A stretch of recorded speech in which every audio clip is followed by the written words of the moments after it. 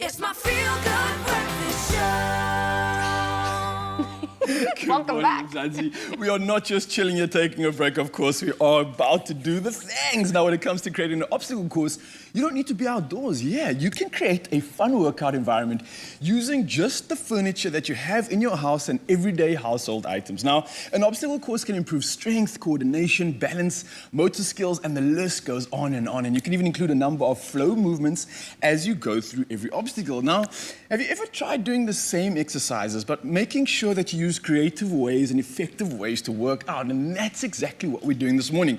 So Mzansi, you guys can join in. Myself and Zoe have quickly in the last 5 minutes just wrecked the studio a little bit. Rearranged everything. Rearranged a few things, but what the beauty of this workout is that every single room that you have in your house can be a station. So we're gonna use one of these rooms as a station, make our way over to the next station and then coming back. But what you guys can do is kind of get creative with this. So what we're gonna do is start on the very chair that we're using. I mean, we're getting creative with this. So we're gonna start with the upper body and work our core at the same time, all right? So you guys are very familiar with the tricep dip. Zoe, we've done this in the show quite a bit before. All we're doing is essentially keeping the ditches of our elbows to face the front, elbows are facing the back, and we're lowering our glutes, lowering our body, getting a nice stimulation of that tricep, and then squeezing all the way up to the top. Now that squeeze is really gonna work that shoehorn over here, and that's that muscle that kind of looks like a weird little U shape. But now we're gonna step it up, Zoe. So as we're coming down into that dip, as we restart that position, we wanna go for a little core workout. So lifting your one hand off the chair, that's already increasing the stimulation in the shoulder. Now you're gonna try and touch your toe. So toe touch, there we go, nice stuff. That's working the core, and then we're going back into that tricep dip. And I'm sure, Mzansi, if you guys are following us right now, you can feel this too. Make sure you keep that stimulation on those triceps. You really wanna get that stimulation, get this muscle on the side to really just start popping. And that's really the key for this one. And once you're done with that, you're gonna go for a minute in total, and then we're moving over to our next station, all right? So this is how we move over and traverse in the obstacle course. Obviously, Zoe and I are taking our time to make sure you guys get the movement correct. But when you are in your room and you are doing the challenge, as fast as you can, all right? So this one's gonna be Inchworm. So Inchworm is nice and simple. It's a mobility workout, it's a flow, but at the same time, you're working and stimulating our core. So hands go down to the ground, all the way to your toes, and then you start creeping them forward. So we're going in the direction of the lounge over there. So we're creeping it forward until we're in the push-up position. Now we can bring our feet to our hands. So start creeping your feet to your hands. You'll feel your calves start to open up. Ooh, yeah. You'll feel the lower back also starting to stretch, and then back into the hands like an inchworm. Oh, I see what you mean. See, so we're starting to look like a worm if it was a really, really slow worm. Here we But go. the beauty of this, Zoe, we're working the shoulders, we're working the glutes, we're working the entire range of the body, but also getting good mobility and stimulation at the same time. There we go. And I'm sure you can feel that sweat. I can. I wanted to actually share this with you. Like, this is exactly what I did during lockdown. All my workouts were from my lounge. I didn't even have various rooms to move to.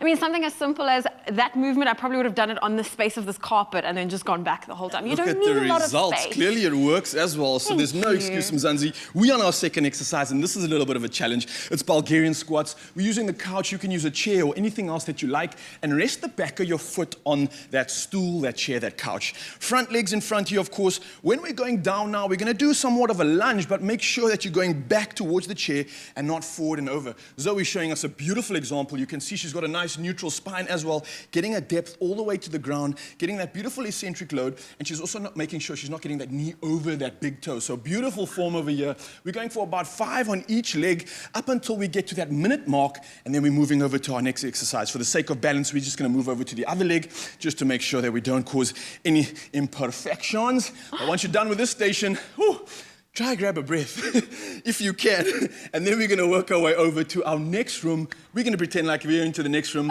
but this is an interesting one. This is called the lizard, and this is how we traverse to the next exercise. So we're staying down nice and low on the ground. You'll see your hand and your feet are always connected at one point. You need to show me first what we're doing.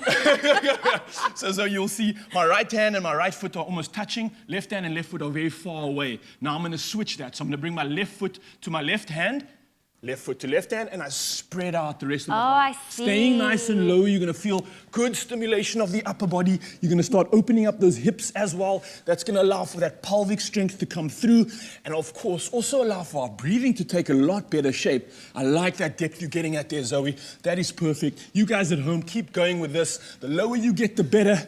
Obviously, if you are completing this movement quite efficiently, then you can definitely put some speed into it. I'm giggling. If you've just tuned in and wondering what the hell are we What's doing, going on? we're doing a home workout.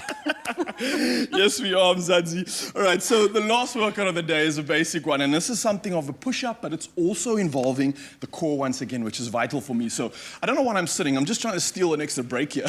Okay. All you're going to do is literally just rest your body on the chair. You're going to keep a nice neutral spine, keep the core engaged once again, and of course, this feels a little bit easier. Get your heels off the ground now. That's going to increase the stimulation. Whoa, try to take another breath.